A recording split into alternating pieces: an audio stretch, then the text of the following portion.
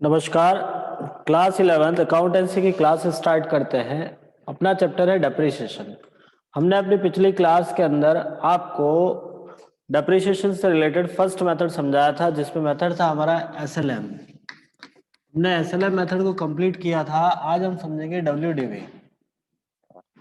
अब डब्ल्यूडीवी क्या होता है, एसएलएम क्या होता है, वो थोड़ा समझने की कोशिश कीजिएगा।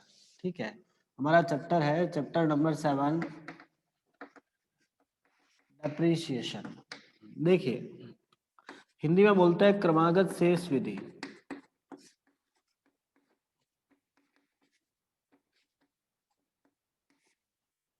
इंग्लिश में इसको बोलते हैं रिटर्न डाउन वैल्यू मेथड। क्रमागत शेष विधि कहो या रिटर्न डाउन वैल्यू को, एक ही बात होती है। देखिएगा, आपके पास एक मेथड है क्रमागत शेष विधि। इस विधि में मूल्यह्रास हमेशा घटते हुए लगता है। देखिए, क्रमागत शेष विधि का कारण ही इसको ये कहते हैं क्योंकि इसमें डेप्रिसिएशन हर वर्ष घटता हुआ लगेगा। जितना डेप्रिसिएशन फर्स्ट ईयर में लगा है, दूसरे साल उससे कम डेप्रिसिएशन लगेगा, तीसरे साल उससे कम डेप्रिसिएशन लगेगा। इसीलिए इसको क्रमागत शेष विधि कहते हैं। घटते हुए मूल्य की विधि भी कहते हैं इसको। इसका दूसरा नाम एक अपलिखित मूल्य विधि भी कहते हैं। अपलिखित मूल्य विधि, इसको अपलिखित मूल्य विधि भी कहते हैं। इसका कारण यह है कि इस विधि में मूल्यह्रास हमेशा अपलिखित मूल्य पर लगाया जाता है। अपलिखित का मीन्स रिटर्न डाउन वैल्यू। अब रिटर्न डाउन वैल्यू क्या होती है? तो ओरिजिनल कॉस्ट में से जब आप डेप्रिसिएशन लेस कर देते हो तो पीछे बचने वाला जो वैल्यू होता है उसे रिटर्न डाउन वैल्यू कहते हैं। जैसे ही आप डेप्रिसिएशन में से ओरिजिनल कॉस्ट में से डेप्रिसिएशन घटा दोगे तो पीछे जो वैल्यू बचेगा उसे हम अपना रिटर्न डाउन वैल्यू कहते हैं। और इस मेथड में आपको रिटर्न डाउन वैल्यू पर ही डेप्रिसिएशन कैलकुलेट करना होता है, तो इसीलिए इस मेथड को रिटर्न डाउन वैल्यू कहते हैं। इस मेथड से आपका जो डायग्राम बनता है वो एक नीचे गिरते हुए बनेगा। इसका कारण यह है कि इसके अंदर आपके हर साल डेप्रिसिएशन कम होता है। जैसे जैसे आप डेप्रिसिएशन बढ़ाओगे, आगे बढ़ोगे, डेप्रिसिएशन कम होता हुआ नजर आता है, इसीलिए इसको रिटर्न डाउन वैल्यू कहेंगे। आगे बढ़ते हैं हम और समझने की कोशिश करेंगे कि क्या डिफरेंस होता है आपके स्थायी किस्त विधि में और क्रमागत शेष विधि में। क्रमागत शेष विधि और स्थायी किस्त विधि में क्या अंतर रहता है, वो थोड़ा जानने की कोशिश करते हैं। ध्यान से देखिएगा, अगला अपना पॉइंट आता है स्थायी किस्त विधि, किस्त विधि और क्रमागत शेष विधि में अंतर।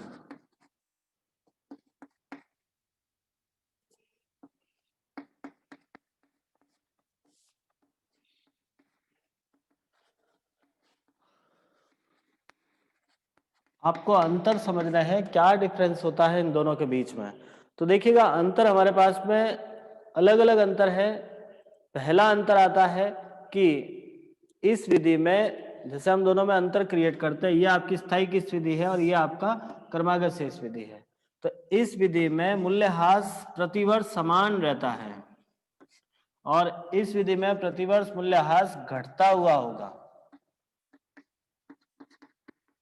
देखिएगा, आपका डेप्रिसिएशन स्थायी किस्त विधि में पर ईयर इक्वल रहता है, as it is same depreciation आपके हर साल लगेगा।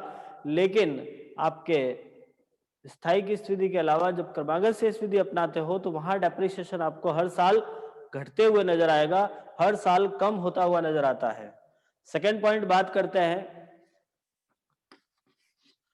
इसमें डेप्रिसिएशन मूल लागत पर लगाया जाता है और यहां डेप्रिसिएशन अपलिखित मूल्य पर लगाया जाएगा। आपका डेप्रिसिएशन इस मेथड में मूल लागत पर लगता है, यहां आपका अपलिखित मूल्य पर लगेगा। अपलिखित का मतलब होता है मूल लागत में से जब आप डेप्रिसिएशन घटा देते हो तो पीछे बचने वाली वैल्यू रिटर्न डाउन वैल्यू कहलाती है। और इस मेथड में आप रिटर्न डाउन वैल्यू पे डेप्रिसिएशन कैलकुलेट करते हो, वहां आपका ओरिजिनल कॉस्ट पर लगता है। तो आप समझने की कोशिश कीजिएगा, हम डिफरेंस समझा रहे हैं, अंतर समझा रहे हैं। आपके स्थायी किस्त विधि के अंदर मूल लागत पर डेप्रिसिएशन लगता है, क्रमागत शेष विधि में आपका डेप्रिसिएशन अपलिखित मूल्य पे लगता है। नेक्स्ट आगे बढ़ते हैं, तीसरा पॉइंट, इससे बनने वाला ग्राफ सीधी रेखा के रूप में होता है। और इसमें नीचे की तरफ गिरता हुआ होगा, नीचे की ओर गिरता हुआ होगा।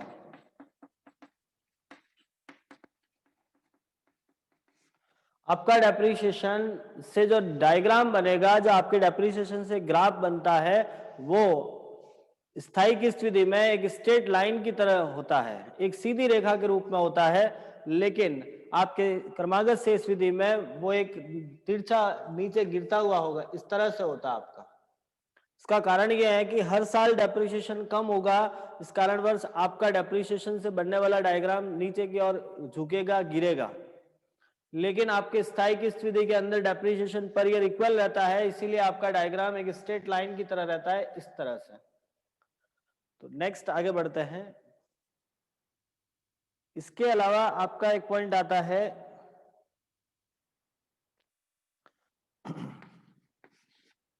इस विधि में संपत्ति का मूल्य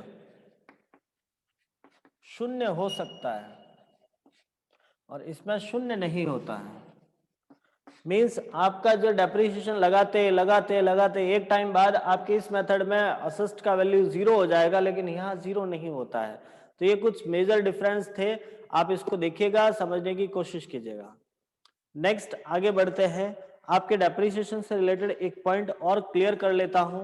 आज मुझे आप में से किसी ने पूछा भी था, हेतल जी ने पूछा था कि सर भूमि पर डेप्रिसिएशन नहीं लगता है, तो बिल्कुल सत्य बात है।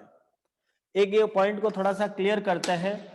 भूमि एक ऐसी असेस्ट है जिस पर डेप्रिसिएशन नहीं लगता है, लेकिन भूमि से जुड़े हुए जैसे आपका बिल्डिंग है तो उस पर डेप्रिसिएशन लगता है। इन दोनों पॉइंट पे थोड़ा सा क्लियरिटी करते हैं, भूमि एवं भवन।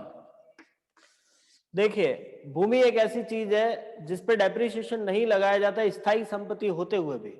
कारण यह है क्योंकि ये लिमिटेड है, सीमित है, हम भूमि बना नहीं सकते। हमारे पास ऐसी कोई ताकत नहीं है जिससे हम अतिरिक्त भूमि का निर्माण कर सकें, इसीलिए भूमि पर मूल्यह्रास नहीं लगता है।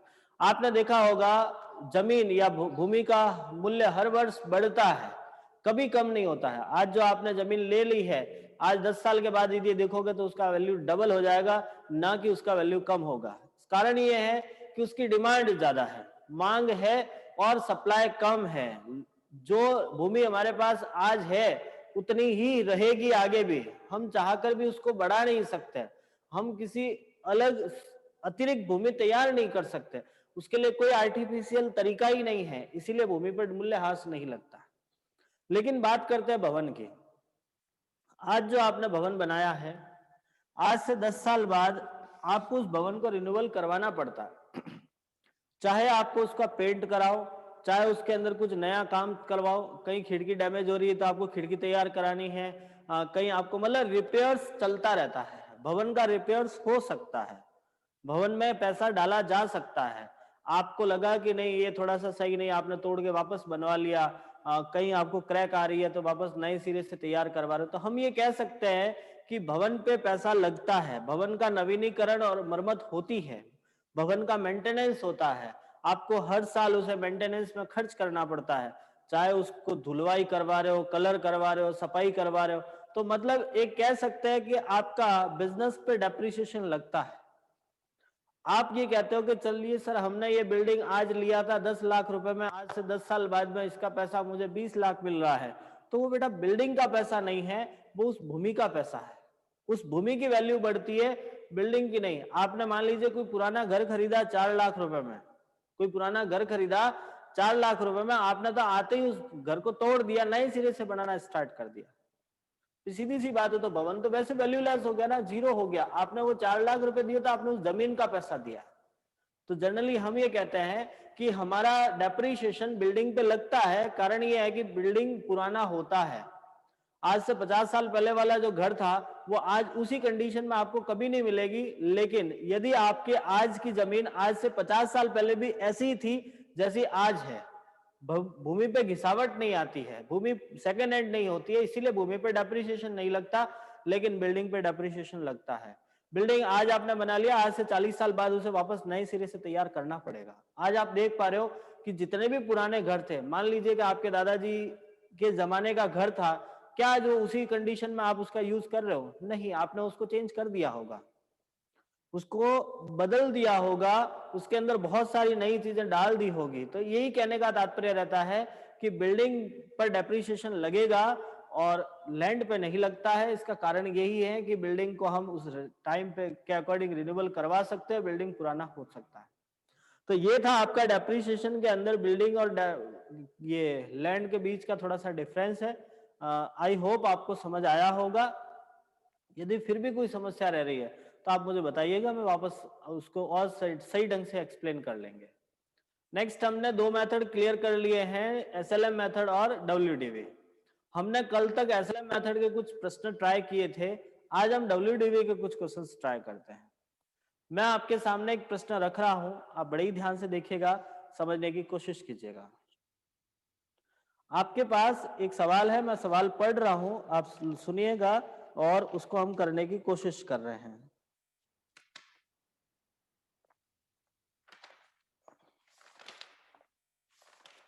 देखिए आपका प्रश्न ये है, मैं प्रश्न पढ़ रहा हूं, प्रश्न में लिखा है आपके पास में कि हेमंत एंड सन्स की पुस्तकें 31 मार्च को बंद की जाती है।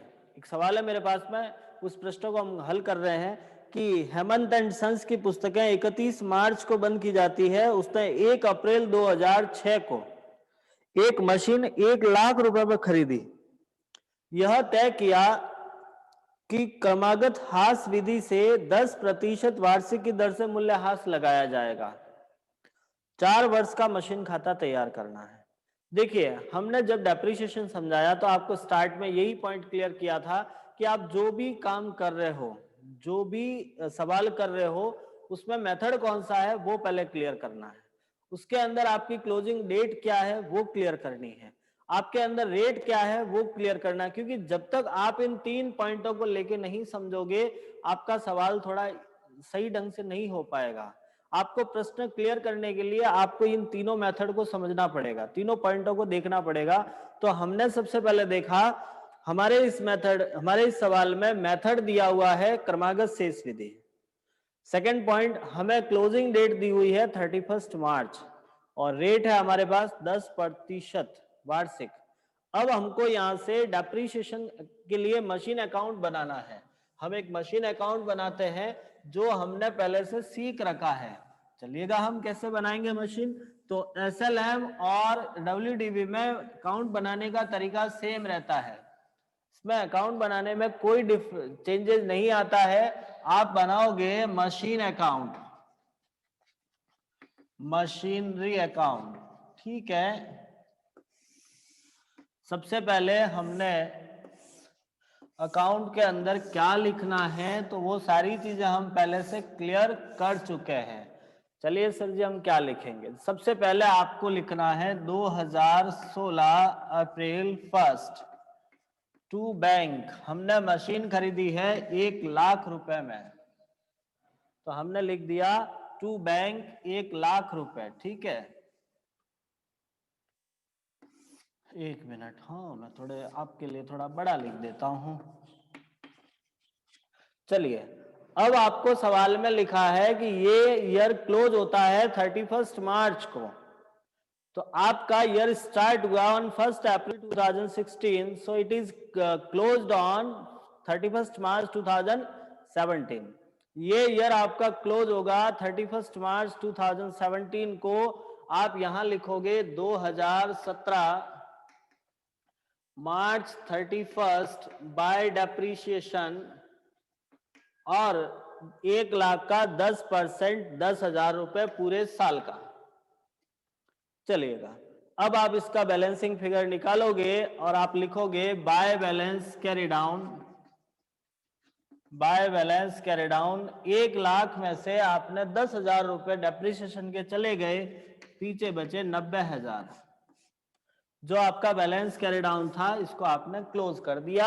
आगे आप इसको ट्रांसफर भी कर लोगे on 2017 April 1 to balance brought down.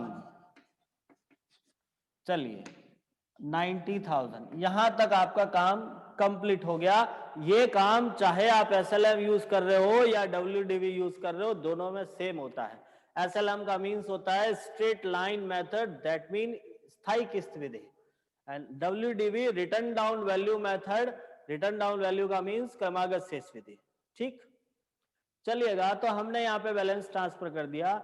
अब हमारा सेकेंड ईयर कंप्लीट होगा ऑन 2018 मार्च 31 बाय डेप्रीशिएशन। और यहां ध्यान रखिएगा, आपके एसएलएम में हमेशा डेप्रीशिएशन ओरिजिनल कॉस्ट पे लगता था, स्थायी किस्त विधि में रिटर्न डाउन वैल्यू पे लगेगा। ये जो वैल्यू होती है इसे रिटर्न डाउन वैल्यू बोलते हैं, और आपको डेप्रीशिएशन इसका लगाना है। अब आप डेप्रीशिएशन इसका लगाओगे, 90,000 का 10% 9,000।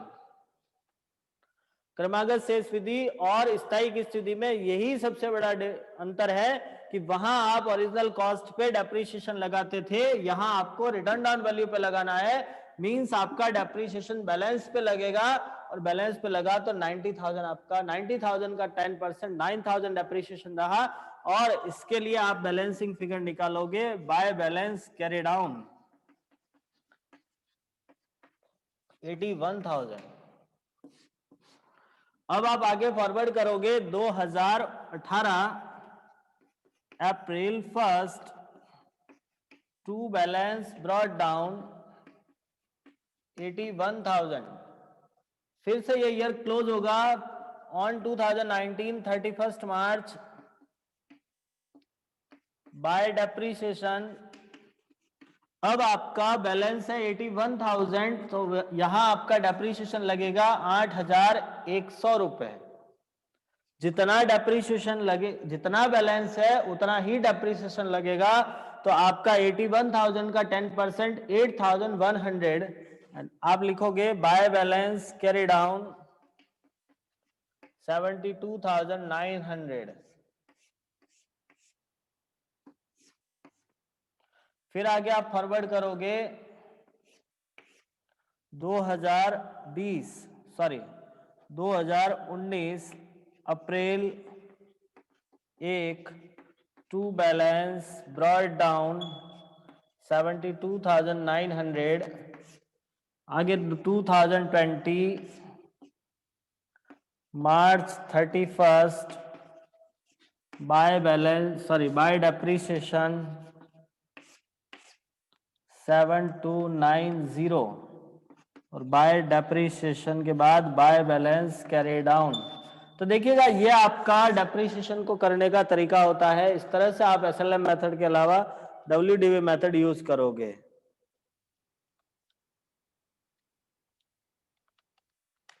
इस तरह से अपना डब्ल्यूडीवी मेथड कंप्लीट होता है, मतलब इस तरह से आपको काम करना है। तो ये था आपका डब्ल्यूडीवी मेथड, जिसमें आपको एक पॉइंट क्लियर हो गया कि इसमें डेप्रीशिएशन हर बार घटता हुआ लग रहा है, हर साल डेप्रीशिएशन कम हो रहा है।